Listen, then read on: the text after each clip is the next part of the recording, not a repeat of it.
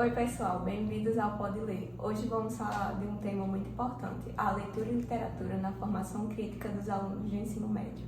Exatamente, e para isso trouxemos uma convidada muito especial, Jailma, que é professora da Escola Estadual Solon Moura. Professora, para começar, nós gostaríamos de falar algumas perguntas escolhidas. Seria possível? Sim.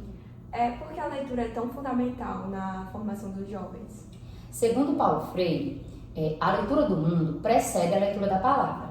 Significa que, para ele, é mais importante você não só ler um texto, mas você ler o texto e entender a função dele no contexto social e na situação comunicacional. Essa leitura vai além do conhecimento escolar, que é a leitura que se faz, por exemplo, de uma placa de trânsito, que se faz, por exemplo, de um texto que se lê numa rede social, o que se lê, por exemplo, no outdoor, em qualquer gênero, literário ou não, que o aluno entenda e passe a compreendê-lo na sua forma integral.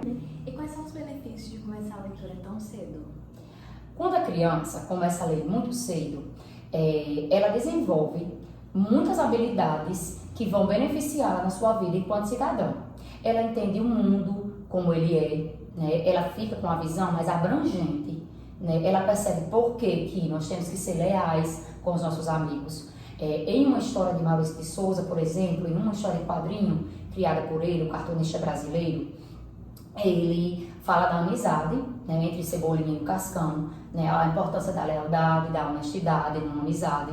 Então, a partir dessa leitura de uma história em quadrinho, a criança vai desenvolvendo essas habilidades de entender como o mundo entender como se importar e começar a praticar esses atos na sua vida pessoal e profissional. E como a literatura nos ajuda a entender questões sociais e culturais? A literatura, nas suas diversas formas de manifestação, como por exemplo um cordel, um conto, um romance, ela nos ajuda a entender como é o funcionamento da sociedade, por meio dessas maneiras de se expressar. Um exemplo de expressão da literatura que ajuda nessa questão do entendimento da cultura e da sociedade é, por exemplo, a arte de Ariano Suassuna, que criou o Auto da Compadecida. No Auto da Compadecida, por exemplo, tem uma cena, quando a gente se trata de filme, e um trecho do livro que aborda um dos personagens, que é o Padre João, se recusando, por exemplo, a batizar um cachorro. Aí a gente nota o quê? A religiosidade, que é um aspecto social, e levando em consideração que esse padre religioso, um ser que está intrinsecamente ligado à igreja, que faz todas aquelas manifestações de missa, de batismo, se recusa, nessa cena, nesse fragmento que eu estou citando, se recusa a batizar um cachorro. E Ariano Suassuna, de sua forma genial de escrever, ele coloca a hipocrisia humana para ser abordada na sua obra, no sentido de, quando o padre João sabe que ele quer que batize um cachorro, ele se recusa veementemente a batizá-lo. Quando ele descobre que o cachorro é do Major Antônio de Moraes, uma figura riquíssima, poderosa na cidade, ele diz que sim, que vai batizar o cachorro. Nesse sentido, Ariano Suassuna mostra a hipocrisia da humanidade, o homem que, devido a fatores financeiros, ele muda de opinião em relação ao batismo do cachorro. Nessa perspectiva, a literatura ela traz grandes benefícios para o estudante de ensino médio, pois ele traz formas de como a sociedade funciona, na questão religiosa, nas suas questões políticas, em todas as questões, em vários âmbitos da sociedade em que nós estamos vivendo. E como a leitura contribui para o desenvolvimento do pensamento crítico?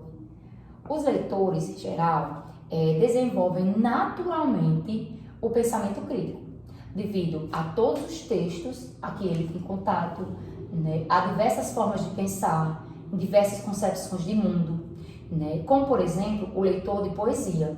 né? Aqui eu trouxe uma poesia de Sérgio Vaz, que é um autor, né, contemporâneo, né? Ele mora em São Paulo, ele vive numa região metropolitana. No entanto, ele fala, apesar de morar na região metropolitana, ele fala das pessoas que moram nas favelas, da dificuldade, né, dos seus anseios, né? E ele diz, por exemplo, nessa poesia que, abre aspas, a vida é louca. Nesses dias, tinha um moleque na quebrada, com uma arma de quase 400 páginas na mão, fecha aspas.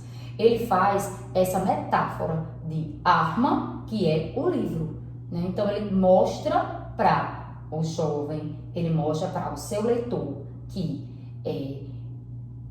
entende o livro como uma arma poderosa, não uma arma letal, como a arma que nós estamos convivendo, que nós estamos habituados a ver no noticiário, né? Que é aquela arma, né, que mata, que destrói vidas, que ceifa vidas brasileiras. E sim a arma, aqui, uma arma que é vista como uma arma potencial para trazer educação. Um cara sem Nike no pé, indo para o trampo, com os olhos vermelhos de tanto ler no ônibus. Um tiozinho e uma tiazinha no sarau, enchendo a cara de poemas. Depois saíram vomitando versos na calçada. O tráfico de informação não para. Uns estão saindo, algemados, aos diplomas, depois de experimentarem umas pílulas de sabedoria. As famílias coniventes estão em êxtase. Essas vidas mansas estão esvaziando as cadeias e desempregando os da Atenas. A vida não é mesmo louca? Sérgio Vaz, com essa poesia lida, nos mostra que essa vida, né, periférica, que traz esse aspecto de uma vida atrelada à vida do crime, à vida das penitenciárias, pode ser diferente. Através de quem? Através da leitura. E hoje, quais são as maiores dificuldades que os jovens enfrentam para ler mais? Hoje, o jovem, ele, no seu cotidiano, tem muitas atividades. Ele vai à escola, ele pratica um esporte, ele está vinculado a alguma igreja. Além disso, além de todas essas atividades cotidianas, tem a questão do celular, né, em que a maioria dos jovens passam muito tempo, né, tempo demasiado nas redes sociais, em aplicativos, em jogos. E esse uso excessivo do celular, né, principalmente das redes sociais, traz esse, vamos dizer assim, esse ocupar de tempo, né? O fato dele não se dedicar à leitura não é, vamos dizer assim, por culpa dele, né? Existe um documentário na Netflix, o documentário O Dilema das Redes, que trata exatamente desse uso demasiado do celular, mostrando as causas. O documentário nada mais é do que pessoas, né, que foram funcionárias dessas grandes empresas, né, da grande mídia, como o Facebook, né, das redes sociais, mostrando, né, como trabalha essa máquina para entreter e segurar não só o jovem, mas como o adulto, nessa rede social, né? Ele trabalha de uma maneira de realmente querer segurar, né? Inclusive, o documentário é uma dica, né, que eu já deixo aqui para o jovem assistir. Não é um documentário muito grande, dá para todos assistirem, né, que traz realmente essa conscientização. O jovem tem que saber que a rede social foi feita, né, um recurso muito bom nos dias atuais, levando em consideração que a gente consegue fazer várias coisas por lá, né, conhecer novas pessoas, conhecer lojas, né, fazer pedidos, fazer inúmeras coisas no nosso cotidiano, sem precisar nem sair de casa, apenas com o celular em mãos.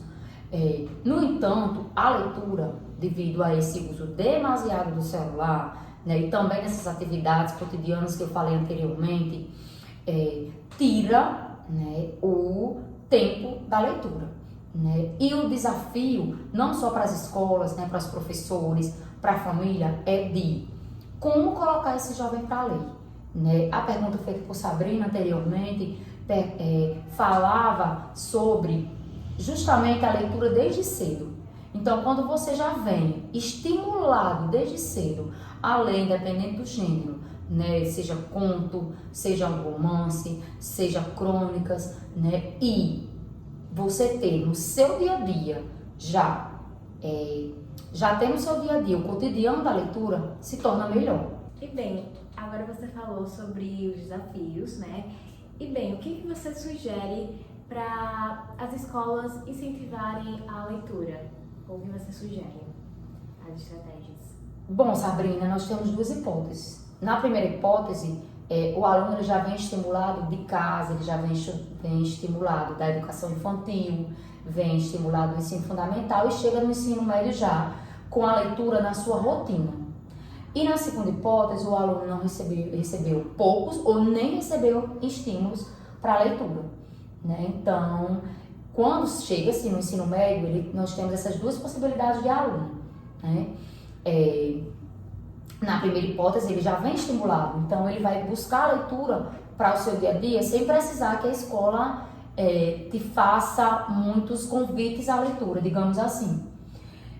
No segundo, fica mais difícil porque ele, das duas uma, ele vai se recusar ou ele vai fazer por obrigação aquela leitura, né? Por obrigação porque o professor pediu, porque é para um trabalho, porque é para uma pesquisa, porque vale nota, né? E infelizmente essa é a realidade da escola brasileira, né? E levando em consideração essa realidade que eu sei, né, por experiência, né, trabalho há muito tempo em educação com professora de língua portuguesa, eu busco, né, na minha prática cotidiana, na minha prática pedagógica, desenvolver estratégias, né? E essas estratégias podem ser, né, mostrar para os alunos canais no YouTube, né, que trabalhem a questão da leitura, né, já buscando aquele gênero que eu sei que o aluno gosta, né, o gênero do terror, por exemplo, né? Tem várias pessoas no YouTube que trabalham com essa questão, né? Além de trabalhar essa questão, né? Tem várias pessoas no Instagram, né? Nas páginas que trabalham a literatura de cordel, né? Aqui, por exemplo, né? Eu trabalhei o tema literatura potiguar, né? Onde eu trabalhei o poeta Braulio Bessa, o poeta Antônio Francisco, né? Aqui da nossa cidade, Braulio Bessa aqui do estado vizinho, né? Ele é cearense. Então, assim, tem os canais do YouTube, tem as pessoas que fazem várias postagens, né, no Instagram. Tem a questão do Clube do Livro, né, que é o professor de língua portuguesa, o professor de literatura que estimula os alunos. Olha, vamos participar do Clube do Livro, né, vai acontecer no semestre tal, no período tal. Nós vamos ler conjuntamente o livro tal, né, mostrar a importância daquele livro, quem o criou, por que criou, qual o tema abordado, qual a importância do aluno entender aquela temática abordada pelo aquele tema, né? No caso do ensino médio, tem a questão do Enem, né? Que o aluno quer se aprofundar nas temáticas para fazer uma boa redação, né? Para sair bem nas questões objetivas, que são as questões de marcar. Então, assim, existem estratégias que o professor de língua portuguesa e os outros professores, é claro, podem adotar para trazer esse estímulo, para o aluno se sentir motivado. Eu vou ler. Eu não vou ler porque eu fui obrigado a ler. Eu não vou ler porque porque aquilo ali vale ponto. Eu vou ler porque aquilo ali vai me ajudar a progredir, né, a se tornar um cidadão mais crítico, a ver as coisas de forma mais abrangente e não de forma mais restritiva. Então, existem várias abordagens, né? Existem várias formas de estimular o aluno na leitura e nesse processo de ensino-aprendizagem que é mediado pela leitura. E como a família pode ajudar nesse processo? Como já foi dito, o aluno, ele tendo sido estimulado desde criança, ele vai ter um desempenho melhor, porque esse gosto pela leitura já vai ter desempenhado, né? Ele já vai ter desenvolvido várias habilidades e competências necessárias para a educação.